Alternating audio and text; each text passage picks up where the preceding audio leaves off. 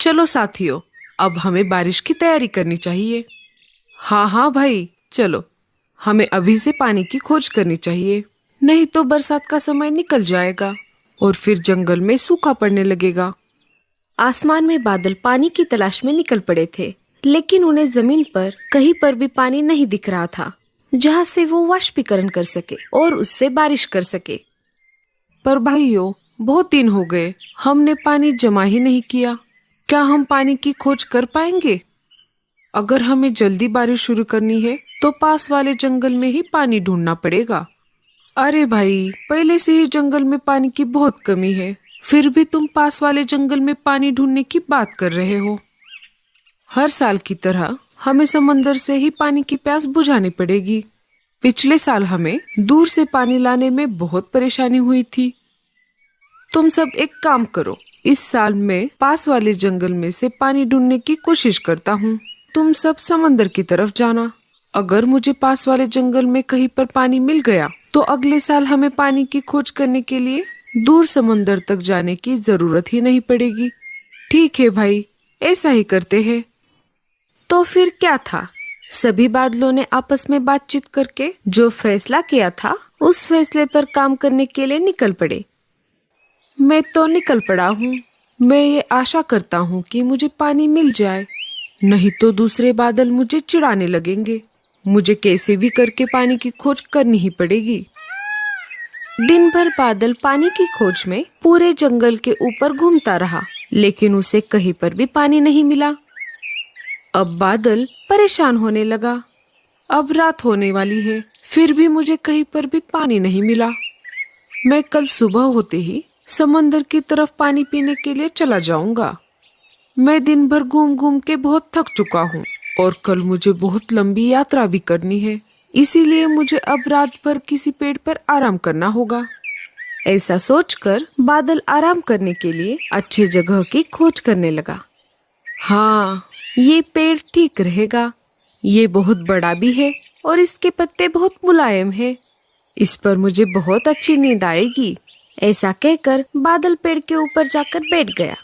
इधर लाडो चिड़िया अनाज लेकर घर की तरफ लौट रही थी। उसके बच्चे उसका घर पर इंतजार कर रहे थे। लाडो चिड़िया अपने घोंसले के पास आ गई।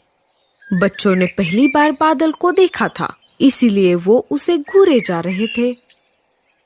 मम्मी, वो इतना बड़ा क्या है? क्या वो एक पंछी है? अरे नहीं बच्चों, वो कोई पंछी नहीं, एक बादल है। पिछली बार जब आपने बारिश देखी थी, वो इसी बादल से आ रही थी। मम्मी, बादल नहीं होंगे तो क्या बारिश भी नहीं होगी? हाँ मेरे बच्चों, बादल को बरसात के लिए पानी की जरूरत पड़ती है, तभी वो बारिश कर पाएगा। बादल उनकी सारी बातें ऊपर से सुन रहा था। वो उनकी तरफ देख रहा था। मम्मी, हमें उनसे बात करनी है। नहीं बेटा, वो थक गए होंगे, उन्हें थोड़ा आराम करने दो। अरे कोई बात नहीं चिड़िया रानी, तुम सब मुझसे बात कर सकते हो। बादल की ये बात सुनकर बच्चे बहुत खुश हो गए। तीनों उसके पास आ गए। अरे, जब हम आपको दूर से देखते हैं तब हमको लगता है कि सारे बादल बर्फ से बने होते हैं, पर तुम तो किसी सूखे कपास की तरह लग रहे हो। हाँ चिड़िया रानी, तुमने जैसा सोचा है हम बिल्कुल वैसे ही होते हैं। हम बर्फ की तरह ठंडे होते हैं। तो क्या इसका मतलब इस साल बारिश नहीं होगी? अरे नहीं नहीं, ऐसी बात नहीं है। इस साल बारिश अवश्य होगी और वो भी बहुत ज्यादा। बाकी सारे बादल इसी कारणवश बहुत सारा पानी पीने के लिए समुद्र की तरफ गए हैं। अगले साल हमें दूर तक यात्रा न करनी पड़े, इसीलिए मैं पास वाले इलाके में पानी की खोज कर रहा था, परंतु मुझे कहीं पर भी पानी नहीं मिला। क्या आप पश्चिम में पहाड़ी इलाकों की तरफ गए थे? मैंने सारी दिशाओं में खोज की, परंतु मैं बहुत थक चुका था, इसीलिए मैं पश्चिम की तरफ बहुत दूर तक नहीं जा सका। अगर मैं बहुत दूर तक जाता तो मुझे समंदर की तरफ जाने में बहुत ज्यादा कष्ट झेलना पड़ता। बादल भैया, हम जंगल के सारे पंछी पश्चिम इलाके वाले नदी से ही पानी पीते हैं, क्योंकि बाकी जगह पर कहीं पर भी पानी नहीं है। फिर तो बहुत अच्छा हुआ। मैं कल ही सुबह जाकर वहाँ से पानी पी लूंगा। तुम्हारा बहुत बहुत शुक्रिया चिड़िया रानी। मैं सारे पंछियों के उठने से पहले ही यहाँ से चला जाऊंगा। लेकिन जाते जाते मैं तुम्हें एक जरूरी बात बताना चाहता हूँ, क्योंकि तुमने मेरी बहुत मदद की है। पिछले साल बहुत कम बारिश हुई थी, इसीलिए हम सभी बादलों ने यह निर्णय लिया है कि इस साल बहुत ज्यादा तेज बारिश करेंगे, ताकि अगले साल तक जंगल के सारे जानवर और पंछियों को पानी की कोई समस्या ना हो। इसीलिए मैं तुमसे एक विनती करता हूँ कि आप सभी पंछी अपने अपने घोंसले किसी ऊंचे पेड़ पर बनाएं। हमें ये बात बताने के लिए बहुत बहुत शुक्रिया। मैं जंगल के सारे पशु पक्षियों को सतर्क कर दूंगी। इधर बाकी सारे बादल समंदर तक पहुंच चुके थे। अरे भाइयों, क्या पता हमारे बादल दोस्त को पानी मिला भी है या नहीं।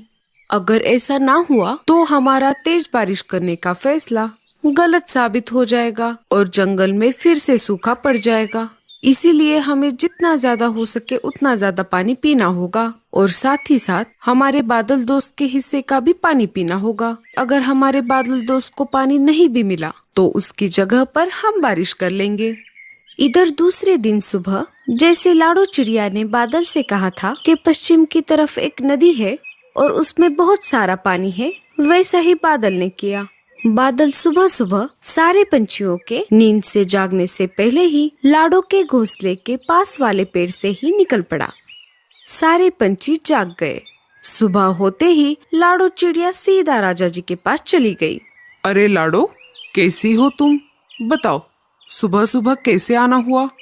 क्या बताऊं राजा जी, बात ही कुछ ऐसी है। 1-2 दिन में हमारे जंगल में तेज बारिश होने वाली है। उस वजह से जंगल में बाढ़ भी आ सकती है। ये सब तुम्हें किसने बताया? तुम इतने दावे के साथ कैसे कह सकती हो? लाडो पिछले रात की सारी घटना राजा जी को बताती है। राजा जी को लाडो चिड़िया पर भरोसा था। लाडो, मुझे तुम पर पूरा भरोसा है। बताओ, अब आगे क्या करना है? राजा जी, चाहती तो मैं एक एक करके जंगल के सभी पंछियों के घर जाकर ये बात बता सकती थी, लेकिन उसमें बहुत ज्यादा वक्त लगेगा। हमें हमारे जंगल के सारे पंछियों को ये बात बतानी है कि 2-3 दिन में बहुत ज्यादा बारिश होने वाली है। इसीलिए सभी पंछियों को जितनी जल्द हो सके उतनी जल्द अपने अपने घोंसले किसी ऊंचे पेड़ पर ले जाने होंगे। ठीक है लाडो, मैं अभी सूचना पक्षी को बुलाता हूँ और उसे ये बात सारे जंगल में फैलाने के लिए कहता हूँ। सिपाहियों, सूचना पक्षी को बुलाया जाए। जी महाराज। राजा जी ने सिपाही पक्षियों को सारी बातें बता दी। थोड़ी देर बाद सूचना पक्षी जंगल में आ गए और उन्होंने पूरे जंगल में ये बात फैला दी। सुनो सुनो सुनो, खबर मिली है कि आने वाले 2-3 दिनों में जंगल में बहुत तेज बारिश होने वाली है। इसी तेज बारिश की वजह से जंगल में बाढ़ भी आ सकती है। इसीलिए राजा जी ने सारे पंछियों को ये सूचना दी है कि जितनी जल्द हो सके उतनी जल्द अपने अपने घोंसले ऊंचे पेड़ पर बना ले, ताकि बाढ़ के पानी से सुरक्षा हो सके। जंगल के सारे पंछियों ने राजा जी के सूचना को मानकर अपने अपने घोंसले किसी ऊंचे पेड़ पर ले जाना शुरू कर दिया। लेकिन मीनू मौसी ने राजा जी के बातों को नहीं माना। ये राजा भी ना पागल है, पागल। इसे कोई भी कुछ भी बता देता है और ये मान लेता है। मैं मेरा घोंसला छोड़कर कहीं पर भी नहीं जाऊंगी, चाहे कितनी भी तेज बारिश क्यों ना हो।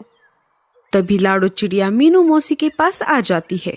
अरे मीनू मौसी, अभी तक आपने अपना घोंसला शिफ्ट नहीं किया। क्या आपको सूचना पक्षी की सूचना नहीं मिली? अरे काहे का सूचना पक्षी और काहे की सूचना, सब बकवास है। हमारे राजा को तो कोई काम ही नहीं है, खाली बैठकर इधर उधर की बातें करता रहता है। उसे ये बात किसने बताई कि 2-3 दिन में बहुत ज्यादा बारिश आने वाली है? वो कोई जादूगर है क्या? क्या उसे कोई आत्मज्ञान हुआ है जो कुछ भी बोले जा रहा है? पागल कहीं का। अरे मीनू मौसी, ऐसा नहीं है। बारिश के बारे में राजा जी को मैंने ही बताया था। हुआ यूं कि लाडो चिड़िया ने मीनू मौसी को भी सारी बातें बता दी। छे, मैं नहीं मानती ये सब। मैं मेरा घोंसला छोड़कर कहीं पर भी नहीं जाने वाली। मुझे भी देखना है कि कितनी तेज बारिश होगी। इस जंगल की सबसे बुजुर्ग चिड़िया मैं ही हूँ। मैंने तुम सबसे ज्यादा बड़े बड़े बारिश के मौसम देखे हैं और उन्हें झेला भी है। मैं बहुत बार बाढ़ में डूब भी चुकी हूँ और उससे बची भी हूँ। ठीक है मौसी, जैसी आपकी मर्जी। अब मैं चलती हूँ। मुझे मेरा घोंसला अकेले ही ले जाना होगा। मेरे बच्चे अभी छोटे हैं ना। लाडो मीनू मौसी के घोंसले से निकल पड़ती है। सारे पंछी एक एक करके अपने अपने घोंसले ऊंचे पेड़ पर ले जा रहे थे। 2 दिन गुजर गए और तीसरे दिन सुबह सुबह आसमान में घने बादल छा गए। आसमान में समंदर की तरफ जो बादल पानी पीने के लिए गए थे वो एक एक करके इकट्ठा होने लगे। पश्चिम की तरफ पानी पीने के लिए जो बादल गया था वो भी आ गया। अरे साथियों, तुम सब इतना ज्यादा पानी पीकर क्यों आ गए? अरे भाई, हमने सोचा कि जंगल में तुम्हें कहीं पर पानी नहीं मिला तो हमारा इस साल तेज बारिश करने का सपना अधूरा ही रह जाएगा और जंगल में फिर से सूखा पड़ जाएगा। इसीलिए हम तुम्हारे हिस्से का भी पानी पी कर आ गए। अरे साथियों, ये बातें हम बाद में भी कर सकते हैं। चलो अब तेज बारिश करते हैं। सारे बादलों ने मिलकर जंगल में तेज बारिश करनी शुरू कर दी। 2-3 दिन जंगल में लगातार तेज बारिश चलती रही। इस वजह से जंगल में बाढ़ आ गई।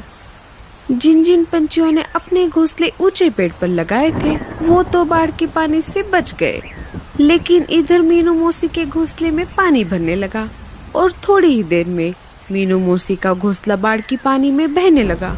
मौसी घोंसले से बाहर आ गई। अरे कोई मुझे बचाओ, मेरा घोंसला डूब गया। मीनू मौसी घबराते हुए लाडो चिड़िया के घोंसले के पास आ गई और दरवाजा खटखटाने लगी।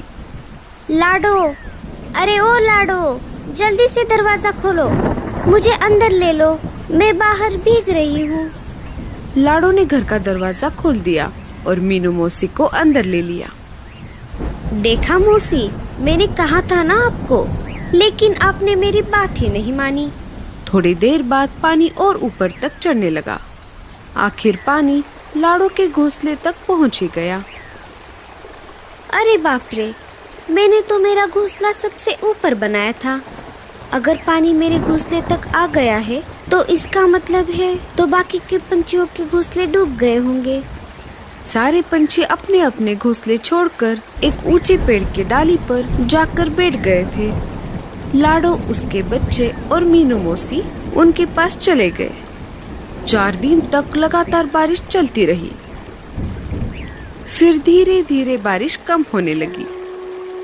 बड़े पंछी भूखे प्यासे रह सकते थे, लेकिन छोटे पंछियों का भूख के मारे बहुत बुरा हाल हो चुका था। लाडो ने जिस बादल की पानी ढूंढने में मदद की थी वो लाडो चिड़िया के पास आ गया। बादल भाई, आपने तो कहा था कि तेज बारिश होने वाली है, लेकिन इतनी ज्यादा तेज बारिश होने वाली है ये नहीं बताया था। अरे चिड़िया रानी, मुझे माफ कर दो। हुआ यूं कि बादल ने सारी बात लाडो को बताई कि कैसे दूसरे बादलों ने उसके हिस्से का भी पानी पी लिया था। लेकिन अब आप ही बताइए, हमारे घोंसले तो पानी में बह चुके हैं। हम कब तक पेड़ पर यूं ही ऐसे बैठे रहेंगे? जंगल में अभी भी बहुत सारा पानी भरा हुआ है, ऐसे तो हम सब मर जाएंगे। अरे चिड़िया रानी, तुम चिंता मत करो, इसके लिए मेरे पास एक उपाय है। बादल ने सारे पंछियों के लिए अपने कपास से छोटे छोटे घर बना दिए। चिड़िया रानी, जब तक जंगल का पूरा पानी कम नहीं होता तब तक तुम इस बादल के घोंसले में रह सकती हो। जब पानी उतर जाएगा तब तुम इस घोंसले को छोड़ देना, ये अपने आप मेरे पास वापस लौट आएंगे। आपका बहुत बहुत शुक्रिया बादल जी, लेकिन हम सबको बहुत भूख लगी है। अरे मैंने इसका उपाय भी कर लिया है। मैंने हर एक बादल के घर में बहुत सारे फल रखे हैं। जब तक पानी कम नहीं हो जाता तब तक तुम सब ये खा लो। बाढ़ का पानी कम होने तक सारे पंछियों ने मिलकर बादल के घोंसले का बहुत मजा ले लिया। दोस्तों, क्या आपको भी बादल से बने हुए घर में रहना अच्छा लगेगा? हमें कमेंट्स में जरूर बताइए। और ये स्टोरी अच्छी लगी हो तो लाइक जरूर कीजिए।